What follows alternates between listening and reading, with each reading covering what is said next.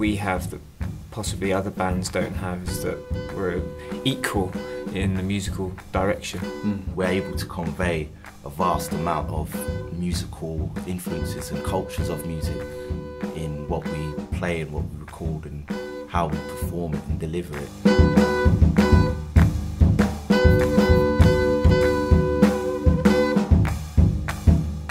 It ties in with the meaning of empirical, Yes. which is gathering knowledge through observation and experiment. So each time we bring a piece or do an improvisation or whatever, we don't know how it's going to turn out. We're working it out. No, yeah, that's the fun of it. All our pieces and all our albums that we've recorded, all of them, have been really risky pieces of music. There's no safety.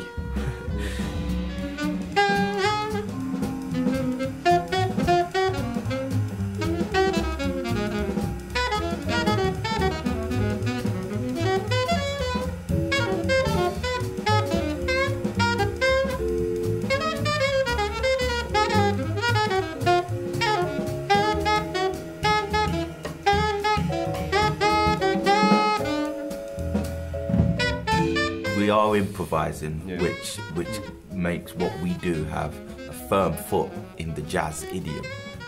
Issues that we've always had is that people they want to label you as this kind of jazz, That's or this right. kind of jazz. Yeah, absolutely. And we've had reviews over the years which have literally been the opposite. It's so wide now. It's like, that's jazz, and then you've got the rest of music as well. It says something about our time, I think. It's just so easy to hear so much music. Yeah, you study the cats around you that are hip and killing, that, you know, speaking to you, and then you study the guys from yesteryear that are doing, you know, great things, and you learn. So in answering the question of how would we describe our music, in short, it would be a hybrid and a potpourri of so much different styles of music put into one performance at a time.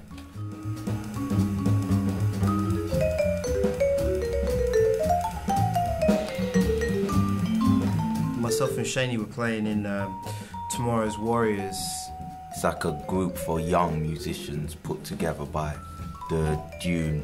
We had the really great opportunity to play weekly jam sessions, and I guess that's initially where the band concept started. And you kind of solidified that when you made the first record. yeah, which Courtney Pine produced, and we made it at his studio. The lineup was different then. It was myself, Nathaniel, pianist Kit Downs, trumpet player Jay Phelps. And Courtney and Dennis Rollins actually played a bit on Neil That Charles. one of the tracks. Neil Charles on Neil bass. Charles on bass. Tom joined us. When did you join? It was like January 2007, because I remember, because I had the rough mixes to learn the songs. Right, so it wasn't the even- album hadn't even kind of materialised. Yeah.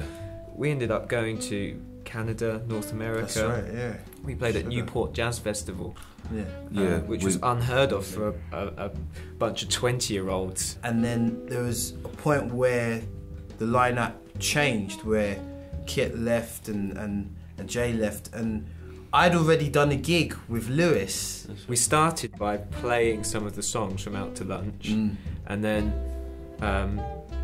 we wrote our own compositions around it, inspired by it. Yeah. And then when we came to record, we had Julian Siegel come in, play a bit of bass clarinet. We signed it with Naim Jazz, and that was the start of another long-term relationship. Yes. Start developing a And again, like, important part of who we are. you know, it just ramped, and we ended up winning a MOBO for that record. And now it's developed even further, and you know, we're really getting to the essence of it. We're really getting to this idea of an equal development in music on this record that we're just about to bring out.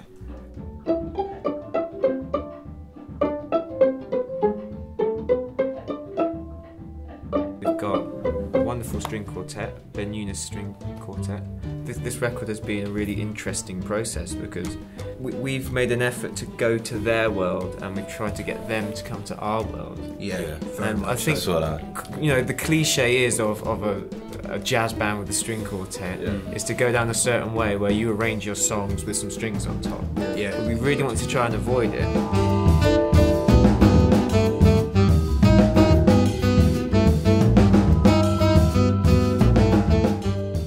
studio, like we're in this incredible studio and in a great live room, and it really suits how we play. Absolutely. And as a result, we've played kind of this music of such intensity sometimes. It's like really, really special moments.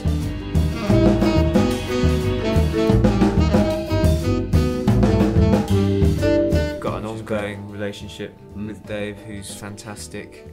It's so nice to have him. Again, he totally gets the vibe, gets the Empirical. We've seen a big part of our journey as well. Yeah, he's been involved. Also, this is the second time that we've self-produced an album. We really like to play together a lot and rehearse a lot. And that's kind of the way in which we produce our albums. We practice them together.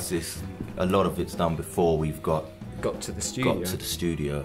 We go from the beginning of every composition together. So we'll get to the studio and Tom is able to advise me on my composition, on things it may need, or things that could help it, or that things that don't work so well, and you know vice versa.